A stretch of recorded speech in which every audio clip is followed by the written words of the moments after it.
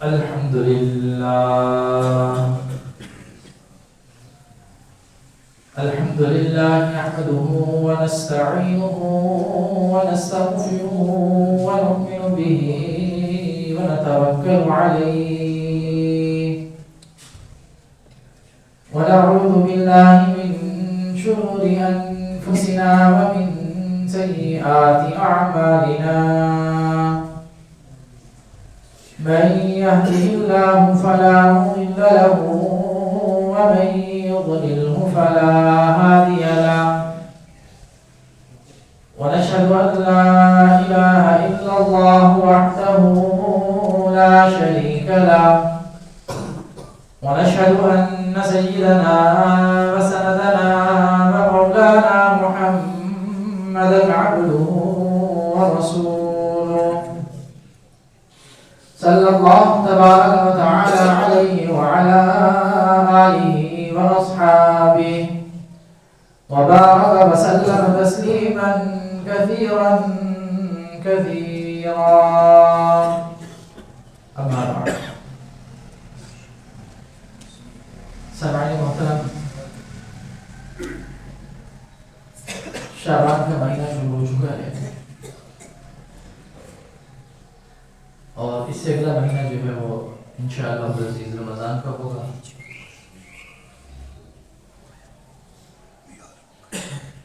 شعبان میں ایک رات ہے جسے شب بارات کہا جاتا ہے.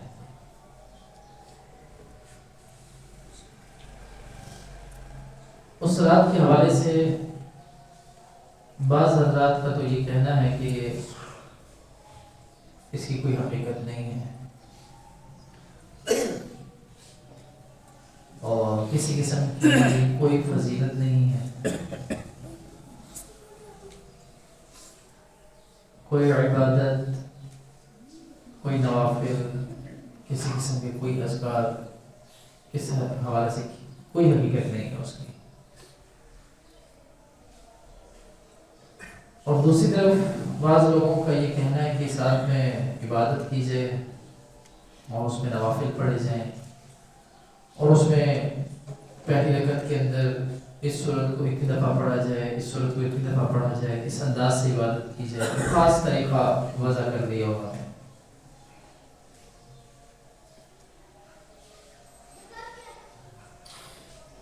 در حقیقت یہ دونوں انتہائی ہیں. یہ بھی انتہا ہے کہ بالکل ہی کوئی فضیلت کوئی نہیں ہے یا اس کی حقیقت کوئی نہیں ہے، یہ بھی ایک انتہا ہے.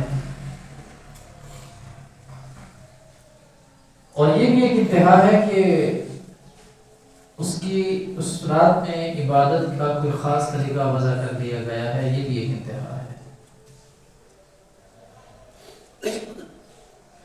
ہمارے یہاں اصل میں ہوتا یہ ہے کہ ہم دو طرف انتہاؤں کو ہی ہوتے ہیں. من حیث القوم، کسی سے محبت کی تو انتہا کی، کسی سے نفرت کی تو انتہا کی. کسی بات کو ماننے پہ آگے تو اس شد و مد کے ساتھ مانا کہ اب واپسی کی گنجائش باقی چھوڑی نہیں، یا کسی بات کا انکار کرنے پہ تو اس شد و مد سے انکار کیا کہ اب اس میں بھی واپسی کی کوئی گنجائش ہمارے پاس نہیں ہوتی. ایک یہ بہت غلط مزاج بن چکا ہے اور ایک یہ مزاج انتہائی غلط بن چکا ہے کہ انتہائی غیر سنجیدگی ہے ہر معاملے میں. بہت غیر سنجیدگی ہر معاملے کے اندر، کوئی بھی دیکھ لیں آپ، اور ہر معاملے کو ایک مذاق بنا لیا ہے، ایک تفریح کا سامان ہے ہر معاملے میں ہمارے لیے. کتنا ہی سنجیدہ کیوں نہ ہو، کتنا ہی اہمیت کا حامل کیوں نہ ہو، کتنی ہی نزاکت اس مسئلے کے اندر کیوں نہ ہو، ہمارے لیے وہ ایک مذاق ہوتا ہے اور ایک تفریح کا سامان اس میں سے ہم تلاش کرتے ہیں.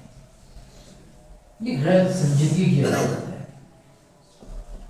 عبادات کے اندر بھی آپ دیکھیں کہ ایک اس میں بھی ایسا ہوتا ہے کہ جیسے کوئی چیز منائی جا رہی ہے، کوئی سیلیبریٹ ہو رہا ہے، کچھ اس طرح کا معاملہ رکھتے ہیں اس میں بھی.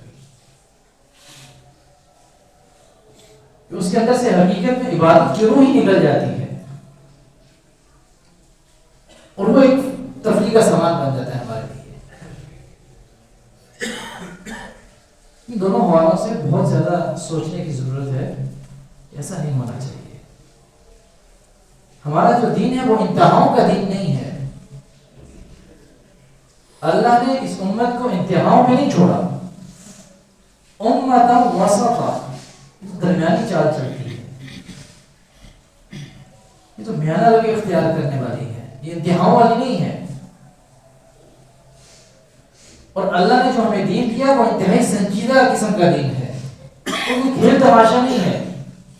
اور خود فرمایا انما الحیات الدنیا لعب و لہو، یہ کھیل تماشا نہیں ہے دنیا کی زندگی. یہ کھیل تماشا نہیں ہے، اس کو سنجیدگی کے ساتھ گزارنا ہے. ہم نے اپنے لیے کوئی گول سیٹ کرنا ہے کہ یہ ہمارا ٹارگٹ ہے، اس ٹارگٹ تک ہم نے پہنچنا ہے. اگر ہم دنیا میں آ گئے، دنیا میں آنے کے بعد ہم نے اس دنیا کے اوپر اپنا کوئی اچھا اثر نہیں چھوڑا،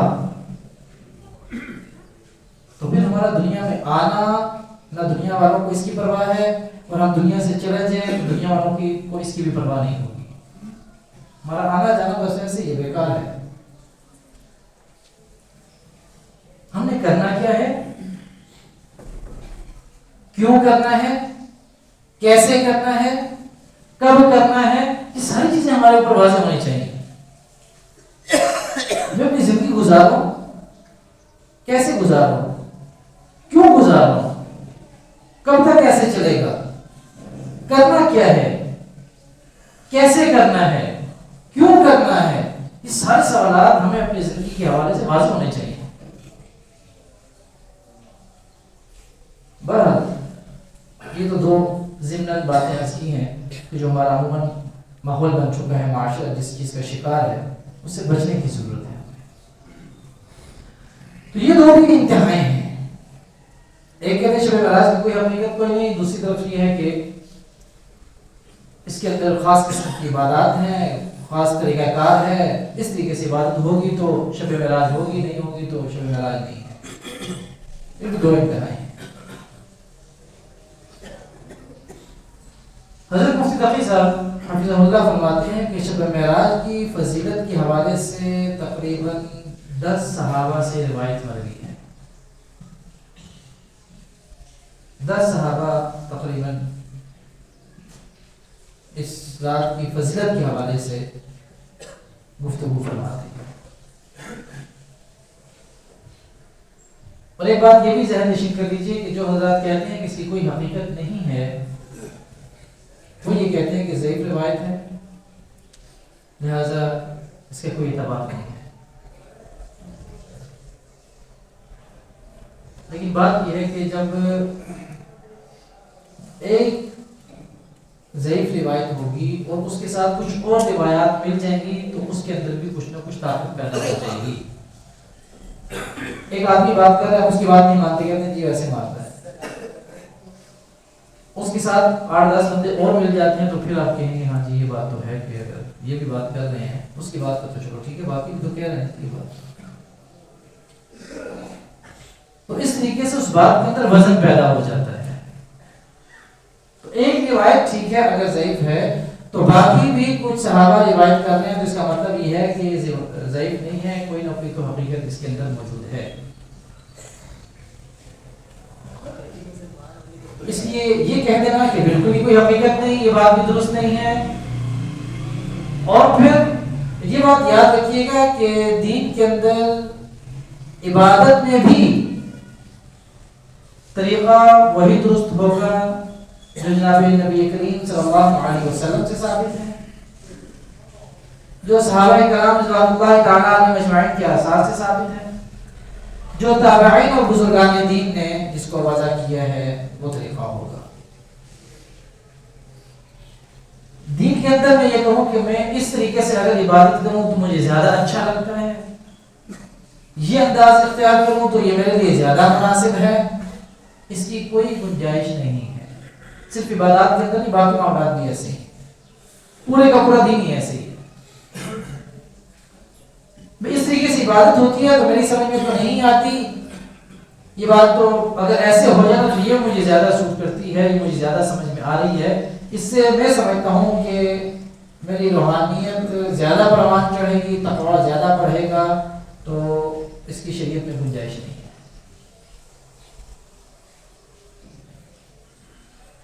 آپ علیہ الصلوۃ والسلام صحابہ کرام رضوان اللہ تعالیٰ علیہم اجمعین اور خیر القرون کا جو دور ہے، آپ علیہ الصلوۃ والسلام نے فرمایا خیر القرون قرنی ثم الذین یلونہم ثم الذین یلونہم۔ آپ علیہ الصلوۃ والسلام کا اپنا دور، پھر اس کے بعد صحابہ کا دور ہے، اس کے بعد تابعین اور بزرگان دین کا دور ہے، یہاں تک یہ خیر القرون کا زمانہ ہے۔ اس خیر القرون کے دور کے اندر جو بات وضع ہو گئی، جو طریقہ کار سامنے آ گیا، بس وہاں تک۔ ثم الذین یلونہم ثم الذین یلونہم، یہاں تک۔ اس دور کو آپ علیہ الصلوۃ والسلام نے خود خیر کا دور کہا ہے کہ خیر کا زمانہ ہے۔ جو بات سمجھ میں آ گئی یہاں تک تو بات ٹھیک ہے، اس کے بعد کوئی ایسی گنجائش نہیں بنتی۔ اور اس سارے دور کے اندر کہیں پہ بھی کوئی بھی ایسی بات سامنے نہیں آتی کہ اس رات کے اندر عبادت کا کوئی خاص طریقہ وضع کیا گیا ہو، اس کی کوئی حقیقت نہیں۔ عبادت ہے، آپ عبادت کریں، اس میں نفلی باتیں جتنی بھی ہو وہ آپ کر سکتے ہیں، زیادہ سے زیادہ کریں، بہت اچھی بات ہے۔ تسبیحات پڑھیں، ذکر اذکار کریں، قرآن کی تلاوت کریں، نوافل ادا کریں، بہت اچھی بات ہے۔ لیکن یہ کہنا کہ اس خاص انداز سے اتنی مرتبہ یہ سورت پڑھی جائے گی، اس تسبیح کو اتنی مرتبہ پڑھا جائے گا، اس طرح سے نماز پڑھی جائے گی اور اس کے اندر فلاں فلاں سورت اتنی مرتبہ پڑھی جائے گی، اس کا حقیقت کے ساتھ کوئی تعلق نہیں ہے۔ میں نے یہی بتایا کہ دو انتہائی ہیں جن کے درمیان ہم لوگ چل رہے ہیں، اور در حقیقت دونوں درست نہیں ہیں۔ عبادات کی حد تک درست ہے، لیکن اس میں بھی یہ بات یاد رکھیے گا کہ نفل عبادت اس کا طریقہ کار کیا ہے، اور فرض جو عبادت ہے اس کا طریقہ کار کیا ہے۔ یہ جو عبادت ہوگی شب بارات میں، یہ عبادت نفلی عبادت ہے، اور نفلی عبادت کا جو اصول ہے وہ یہ ہے کہ وہ تنہائی میں کی جائے، الگ سے کی جائے، گھر میں کی جائے، اجتماعی تصور اس کا بالکل بھی نہیں ہے۔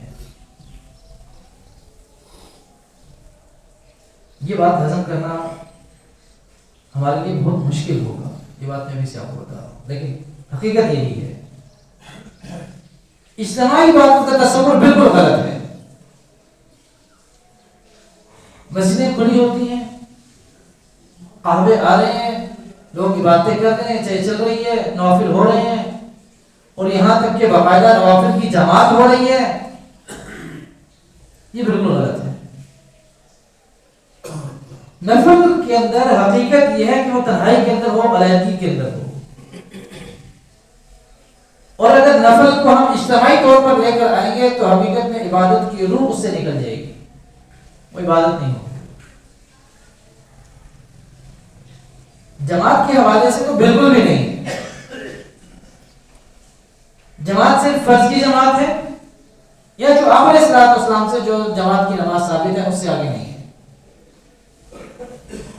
فرض نماز ہے 5 وقت کی، جماعت کے ساتھ آپ علیہ الصلوۃ والسلام سے ثابت ہے، ٹھیک ہے۔ صلاۃ الکسوف ہے، وہ جماعت کے ساتھ ثابت ہے۔ نماز استسقاء ہے، وہ جماعت کے ساتھ ثابت ہے۔ نماز جنازہ ہے، وہ جماعت کے ساتھ ثابت ہے۔ اسی طریقے سے عیدین کی نمازیں ہیں، وہ جماعت کے ساتھ ثابت ہے۔ بس اس کے علاوہ تو کوئی ایسی نہیں ہے۔ کیوں مولانا آپ کے ذہن میں کوئی ہو؟ میرے ذہن میں نمازیں ہیں، اس کے علاوہ میرا نہیں خیال کی کوئی ثابت ہے۔ کیوں جی؟ ہاں، نماز رمضان مبارک کے اندر تراویح کی نماز ہے اور وتر کی نماز ہے رمضان میں، یہ ہوتی نہیں سب یہی ہے نا۔ ہاں، تو یہ اس کے علاوہ کوئی جماعت صلاۃ التسبیح کی جماعت ہو رہی ہے جی، کس بنیاد کے اوپر ہو رہی ہے کوئی پتہ نہیں۔ اور پھر اب تو ماشاءاللہ بعض جگہوں کے اوپر تو نماز تراویح خواتین پڑھا رہی ہیں، اور صلاۃ تسبیح کی نماز خواتین پڑھا رہی ہیں، یہ تو بالکل ہی غلط ہے۔ صلاۃ تسبیح کی کوئی نماز کہیں سے بھی ثابت نہیں ہے کہ آپ نے صلاۃ السلام میں اس کی امامت کروائی ہوئی اور نماز پڑھائی ہوا، یا اس کے علاوہ جو میں نے آپ کو جماعت کی نمازیں بتائی، اس کے علاوہ کوئی جماعت کی نماز ثابت نہیں ہے، کوئی نفلی نماز بھی جماعت کے ساتھ نہیں ہوگی، یہ طریقہ کار بالکل غلط ہے۔ ہوتا یہ ہے یہ جو نفلی عبادات ہوتی ہیں، جس کا میں نے آپ کو بتایا کہ اصل میں ان کی جو حقیقت ہے، قاعدہ اور ضابطہ ہے، یہ الگ سے ہوں گی، تنہائی کے اندر ہوں گی، اس میں آپ ہوں گے اور آپ کا اللہ ہوگا، آپ ہوں گے، آپ کا پروردگار ہوگا، وہ آپ سے تنہائی میں سننا کچھ چاہتا ہے، وہ تنہائی میں آپ سے کوئی باتیں کرنا چاہتا ہے۔ اب وہ جو تنہائی کی عبادت ہے، وہ علیحدگی کی جو ملاقات ہے، وہ اصل میں نفل عبادات ہے۔ بعض تو شاعر اسلام ہوتے ہیں نا، جیسے اجتماعی نماز ہے، فرض نماز ہے، اب اگر ایک انسان یہ کہے کہ میں اگر جماعت کے ساتھ نماز پڑھتا ہوں تو میرے دل کے اندر کبر پیدا ہونے کا خدشہ ہے، لہٰذا میں تنہائی کے اندر گھر میں نماز پڑھ لیتا ہوں کہ غرور تکبر پیدا نہ ہو میرے اندر، میں جماعت کے ساتھ پڑھتا ہوں تو لوگوں کو بھی دیکھتا ہوں اور پھر دل میں تکبر پیدا ہوتا ہے۔ اب یہ تب بھی گھر نہیں پڑھ سکتا، یہ اکیلے میں نہیں پڑھ سکتا، اس کے لیے لازم ہے کہ مسجد میں آئے گا، اجتماعی نماز کے اندر شامل ہوگا، کیونکہ شاعری اسلام میں سے ہے، یہ مسلمانوں کی شان و شوکت کو ظاہر کرتا ہے، تو فرض نماز اس کو مسجد میں پڑھنی پڑے گی۔ اور دوسری طرف نفل کے لیے وہ یہ کہے کہ میرا دل زیادہ جماعت کے ساتھ لگتا ہے، جماعت میں نماز کا ثواب زیادہ ہے، فرض نماز میں تو جماعت کے ساتھ پڑھتے ہیں، نفل بھی جماعت کے ساتھ پڑھ لے، تو حرج کیا ہے؟ حرج یہ ہے کہ طریقہ اسلام میں نہیں ہے، حرج تو ہے، اسلام نے اس طریقے کو واضح نہیں کیا۔ اللہ یہ چاہتے ہیں کہ یہ بندہ پرائیویٹ میں آئے میرے پاس، کچھ گپ شپ تنہائی کے اندر ہو جائے ہماری۔ اب یہ اس نعمت کی ناشکری ہے۔ ایک بادشاہ وقت دے دے، پہلے تو یہ ہوتا نا علماء وقت دے دے تو ایک سعادت کی بات سمجھی جاتی کہ مولانا صاحب سے ہمیں وقت مل گیا، اب کیونکہ دنیا کے اندر اتنے کھو گئے کہ اب بادشاہ وقت دے دے تو پھر اعزاز سمجھا جاتا ہے۔ تو بادشاہ اگر ہمیں وقت دے دے کہ آپ نے رات کو 9 بجے میرے پاس آنا ہے، اور آنا اکیلے میں، کچھ گپ شپ آپ سے کرنی ہے، کوئی راز و نیاز کی باتیں ہوں گی آپ سے، تو اکیلے میں آپ نے رات 9 بجے آ جانا ہے۔ اب یہ بندہ کیا کرتا ہے، خود بھی اور ایک اپنے ساتھ جنب غفیر لے کر بادشاہ کے دربار میں پہنچ جاتا ہے۔ اب یہ بادشاہ دیکھے گا، کہے گا میں نے تو تمہیں اکیلے میں بلایا تھا، کچھ تنہائی میں باتیں کرنی تھی تمہارے ساتھ، اتنا بڑا جنب غفیر کس نے اٹھا کے لے آئے ہو؟ اب لہٰذا جو میری تمہاری بات چیت تھی، جو گپ شپ تھی، تو ختم، اب وہی عمومی بات چیت ہوگی جو سب کے ساتھ ہو رہی ہے، اور یہ سمجھا جائے گا کہ اس نے بادشاہ کی جو دعوت تھی اس دعوت کی ناقدری کی ہے۔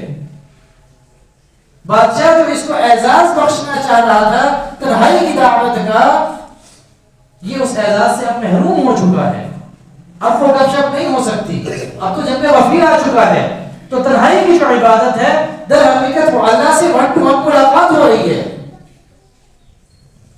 اللہ اس بندے کو تنہائی میں بلانا چاہتے ہیں، اکیلے میں بات چیت کرنا چاہتے ہیں، اور یہ ہے کہ پورا جنب غفیر اٹھا کے لے آیا ہے۔ لہٰذا اس نے جو اللہ نے ایک نعمت اس کو دی تھی، ایک موقع اس کو فراہم کیا تھا، اس نے اس موقع کی قدر نہیں کی، ناقدری کی اس نعمت کی۔ تو تنہائی کی بات بڑی اہمیت کی حامل ہے۔ حضرت بکر صدیق رضی اللہ تعالیٰ عنہ سے آپ علیہ السلام نے پوچھا، ابوبکر یہ تم بڑے آہستہ آہستہ آواز میں تلاوت کرتے ہو، مناجات ہوتی ہے تمہاری بڑی آہستہ آہستہ آواز میں، تم چل نہیں کرتے؟ تو کہا کہ میں اللہ کو سنانا چاہتا ہوں، اللہ اتنی آواز میں بھی سن لیتا ہے، میں صرف اللہ کو سنانا چاہتا ہوں، یہ گپ شپ میری اللہ سے ہے۔ اس لیے یہ بہت بڑی بات ہے کہ تنہائی کے اندر الگ ہو کر، زمانے سے کٹ کر ڈائریکٹ اللہ سے رابطہ قائم کر لیا جائے، اور یہ اعلان ہوتا ہے نا کہ کون ہے جو مغفرت طلب کرے اور میں اس کی مغفرت کر دوں، تو اعلان ہوتا ہے۔ اور یہ مغفرت طلب کرنے کا جو سیغہ استعمال ہوا ہے، جو اس کے لیے جو لفظ استعمال ہوا ہے، وہ واحد کا ہوا ہے، وہ ایک کا ہوا ہے، وہ اجتماعی نہیں ہے۔ کوئی ہے مجھ سے مغفرت طلب کرنے والا جس کی میں مغفرت کر دوں؟ اس طرح کا اعلان جب ہوتا ہے آسمانوں سے،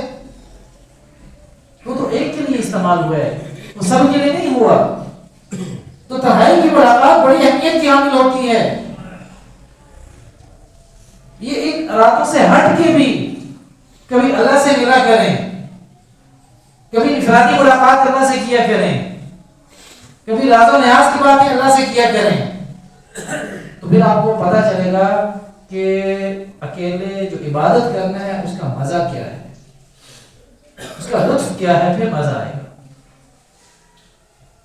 ہم ایک اجتماعی طور پہ فرض نماز پڑھ کے وہ چلا کہ بس بات ختم ہو گئی، اس کے بعد کسی کو پتہ ہی نہیں کیا ہوتا ہے کیا نہیں ہوتا۔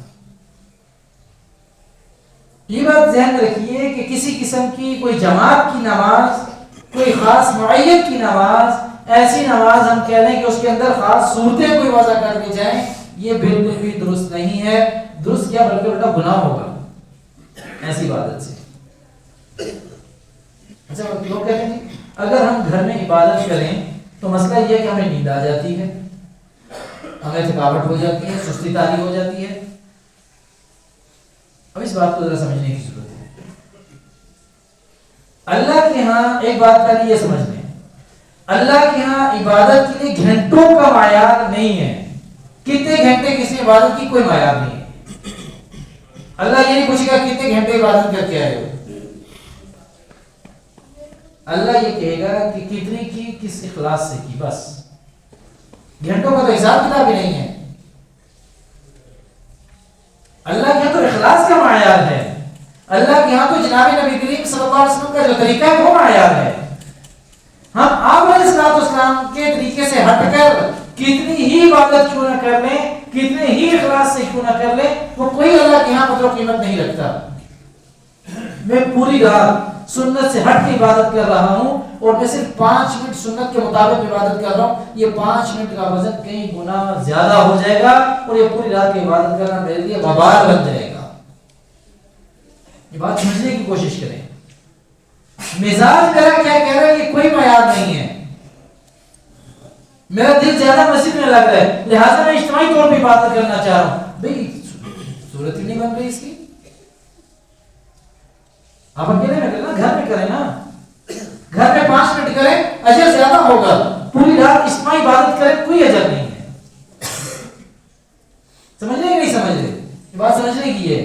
گھر میں سستی ہو جاتی تو ہوتی رہے، کوئی لازم تو نہیں ہے کہ آپ نے پوری رات عبادت کرنی ہے، کوئی لازم تو نہیں ہے آپ نے 5 گھنٹے عبادت کرنی ہے، یہ کوئی لازم نہیں ہے۔ گھنٹوں کا معیار نہیں ہے، معیار سنت طریقہ ہے، معیار صحابہ ہیں، معیار آپ علیہ السلام ہیں، معیار میرا مزاج نہیں ہے، معیار میری طبیعت نہیں ہے۔ اسی حوالے سے انشاءاللہ مزید گفتگو ہوگی، سن لینا۔